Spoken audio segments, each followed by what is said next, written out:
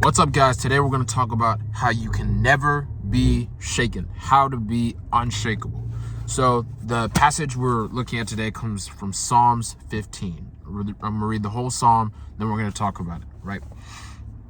Verse 1, Lord, who may dwell in your sacred tent?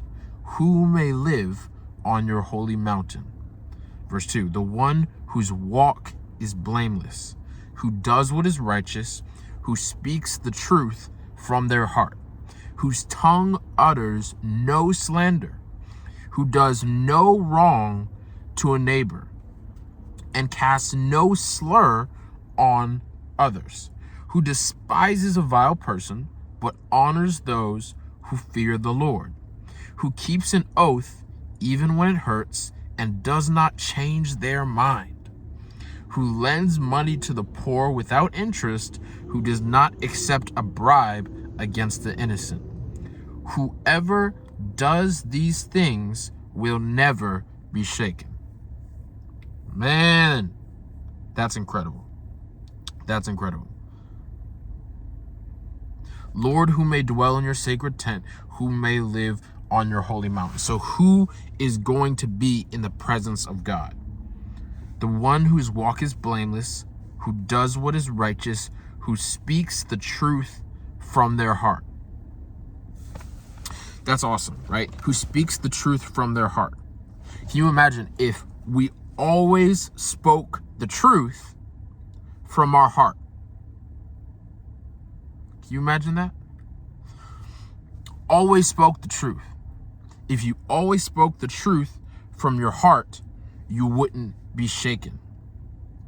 Because truthfulness and honesty, not lying.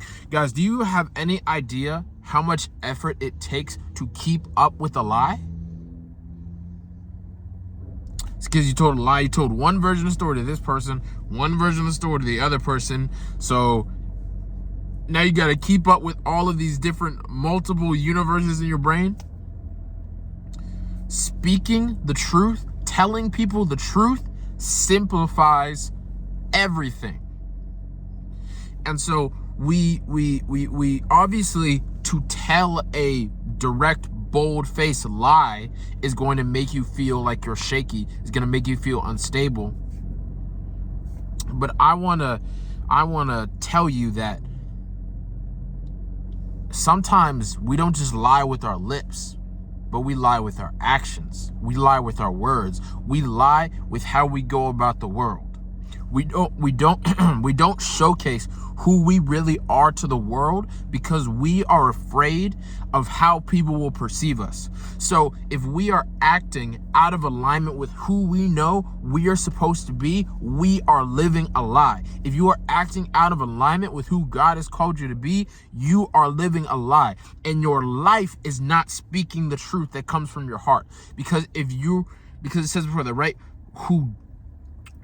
The one whose walk is blameless, the one who does what is righteous, who speaks the truth from the heart.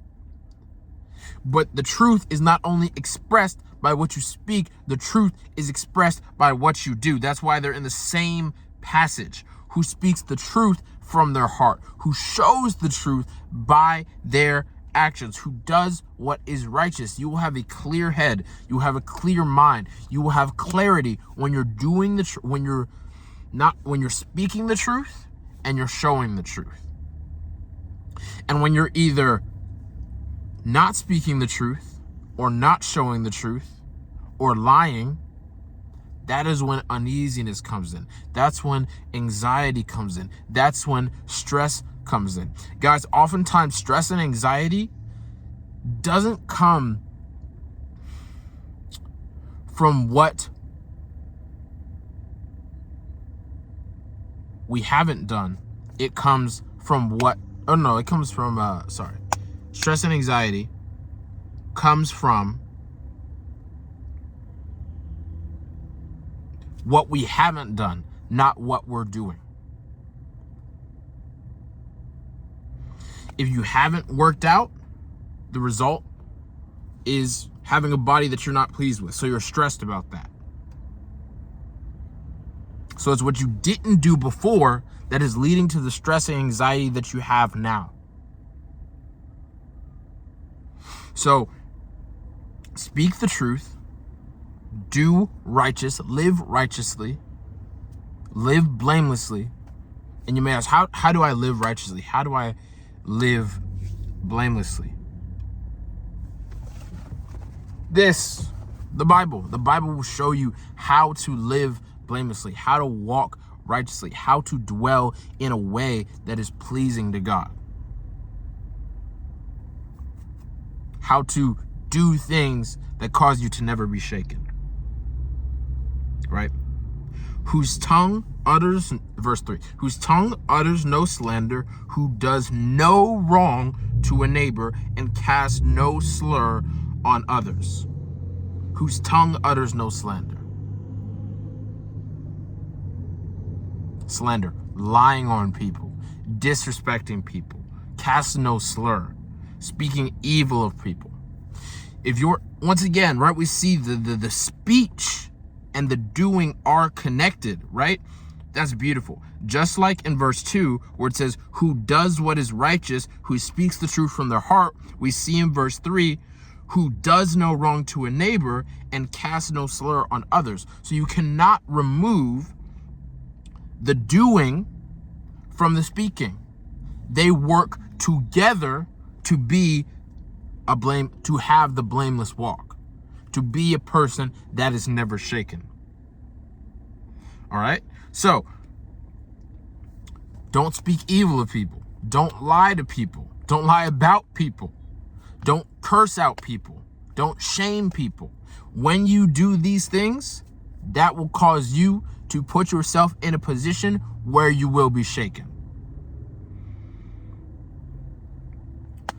Just treating people badly in general just brings more negativity, more drama, more stress, right, your way.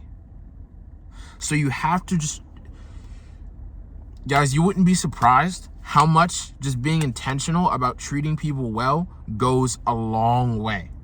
Because people notice, and people are watching, and people are picking it up, even when you don't realize it. And not only that, people are picking it up when you don't think they're picking it up.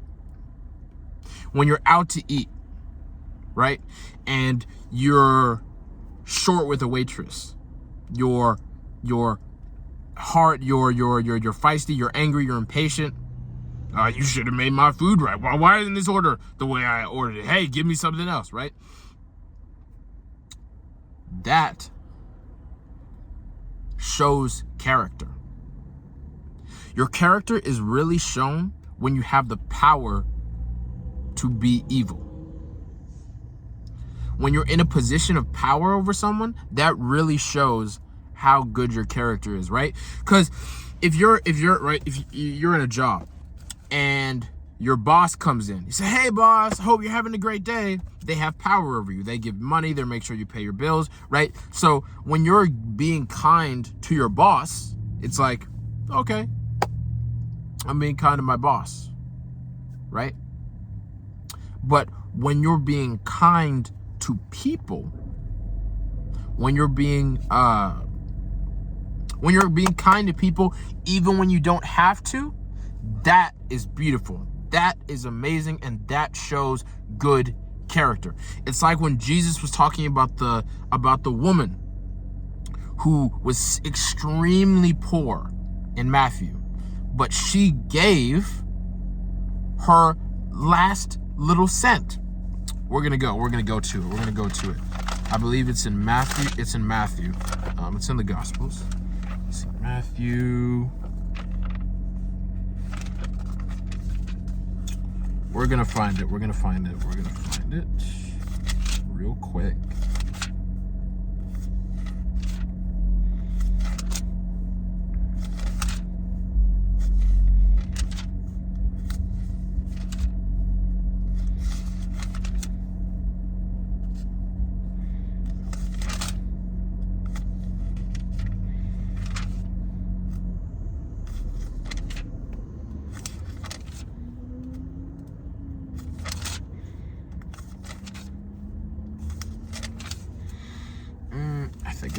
gone over it.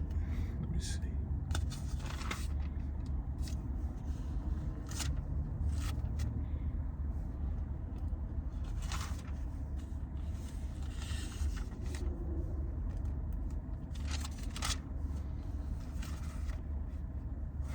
It may have been a Mark. All right, I think it's a Mark. We're gonna find it. Let's see.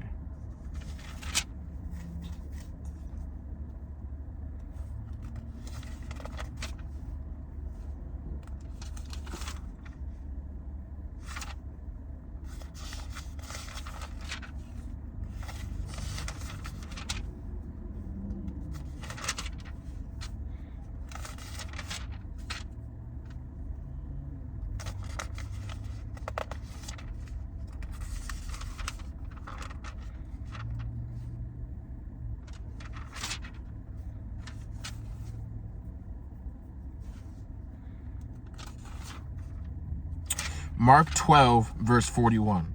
Jesus sat down opposite the place where offerings were put and watched the crowd putting their money into the temple treasury. Many rich people threw in large amounts, but a poor widow came and put in 2 very small copper coins, worth only a few cents.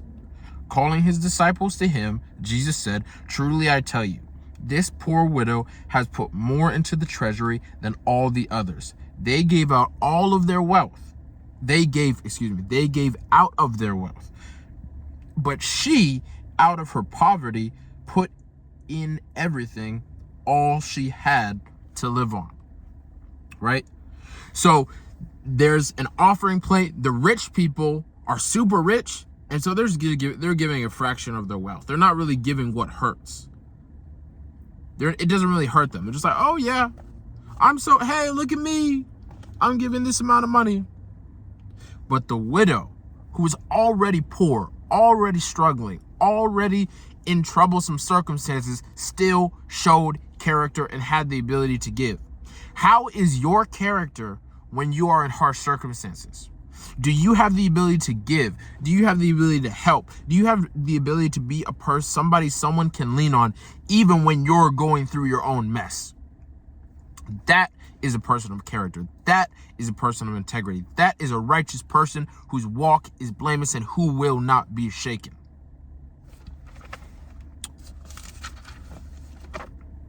Back to the Psalms. Right? It's amazing. It's amazing. As we keep reading, verse 4, who despises a vile person, but honors those who fear the Lord, who keeps an oath even when it hurts. It's crazy. Even when it hurts, are you able to keep your word? Even when it hurts, are you able to treat people well? Even when it hurts, are you able to do good things for people? Who despises a vile person. What's your circle like? What's your community like? Who is around you? Guys, obviously we're social creatures. We live around people. But if you feel like you're on shaky ground, one of the first things you should do is look at the people around you. And if the people around you are a source of consistent shakiness, it might be time to reevaluate who you have around you. Now, there will be times in any relationship, whether it's a good relationship, or a really good relationship, where it's going to be shaky, where you're going to have arguments, where you're going to have fights. So I'm not saying to end a relationship or end a friendship, end a partnership, end any union the second that things feel shaky. However, if you are feeling consistently shaky, if this person is consistently causing shakiness in your life, might be time for them to go and for you to put somebody in your life who gives you the stability that you're looking for, mentally, emotionally, physically, whatever that may be. But if you have vile people around you, they're going to make you vile, which is going to make your life more unstable. It's going to make you lose focus. It's going to make you hurt yourself and other people. So get the vile people away from you and don't dwell among them if they are affecting and impacting you negatively. All right? but honors those who fear the Lord. So dwell with people who fear the Lord. Show honor to those people. Bring those people around you. And don't dwell among evil people.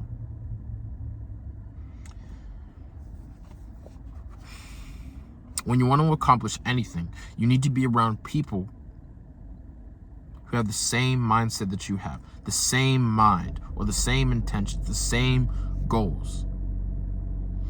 If I want to get better at soccer, I join a soccer team. If I want to get better at boxing, I join a boxing gym. If I want to get better at lifting weights, I go to a gym where other people are lifting weights, or I get a personal trainer, right? So the people you are putting around you is so important. And I'm a broken record about this, and I'll be a broken record about this. You have to put people around you who are aligning with your goals. And spiritually, if you want to fear the Lord more, be around people who have that same awe of God. Or just don't be surprised. Don't be surprised when you've lost the fervor you have for God, when you're putting yourself around people who are not who are not hot for God and who are cold for God. Who keeps an oath even when it hurts. Who keeps an oath even when it hurts. I'm going to say it one more time. I feel like sometimes scripture speaks for itself, man. Who keeps an oath even when it hurts. And does not change their mind. Who lends money to the poor without interest. Does not change their mind. Keeps an oath even when it hurts and does not change their mind.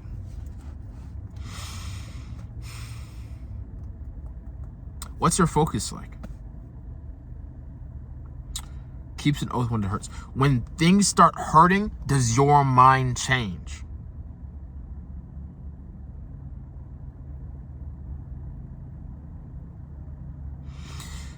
Do you believe everything works out for good? Even when everything seems like it's working for your downfall? We know that our emotions and our mindsets are informed by our beliefs. So do we keep the beliefs? Do we hold fast? Do we hold true? Are we steadfast even when it's inconvenient? Do we keep our oaths even when they hurt? Right?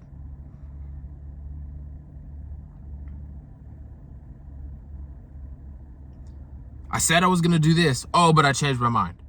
Oh, yeah, I'm going to start this business. Oh, I changed my mind. I'm going to go to the gym. 2024, this going to be my year. I'm going to get really strong. Oh, but I changed my mind. Yeah, I said I'm not going to cuss as much. Oh, I changed my mind. Oh, I said I'm going to help people. Oh, I changed my mind. Right? That person, a person like that, is double-minded and is going to be unstable in all that they do. Right? That's what it says in James. So when you say you're going to do something, do it. When you say you're going to do something for somebody, do it. When you say you're going to be somewhere, be there. That's what godly men do. That's what godly men and women do. That's what someone whose walk is blameless does. All right? Who lends money to the poor without interest. So generosity. Are you generous to people? Are you generous? Are you so generous that you will give to people without expecting anything in return? That's generosity. If you give with the expectation of return, that's not giving, that's a trade. Now, a trade is fine, right? The trades happen, but do not be confused and think that you're trading with somebody. You are having the expectation of something returned is generosity. Because it's not. who lends money to the poor without interest, who does not accept a bribe against the innocent. And I love how it's bringing money into it. Are you financially motivated more than you are spiritually motivated? Are you willing to put your character above the money, or are you willing to put money above everything else and compromise your character? That's what it's talking about here in these verses. Who lends money to the poor without interest, who does not accept a bribe against the innocent. Money's great. Money's awesome, right? It's a blessing from the Lord. The blessing of the Lord maketh rich, it says in Deuteronomy, right? But are you allowing money to motivate you to have an evil character or to have a misstep? Whoever does these things will never be shaken. That's awesome. I'm reading through again. Lord, who may dwell in your secret tent? Who may live on your holy mountain? The one whose walk is blameless, who does what is righteous, who speaks the truth from their heart, whose tongue utters no slander, who does no wrong to a neighbor, and casts no slur on others, who despises a vile person, but honors those who fear the Lord, who keeps an oath even when it hurts, and does not change their mind, who lends money to the poor without interest, who does not accept a bribe against the innocent. Whoever does these things will never be shaken.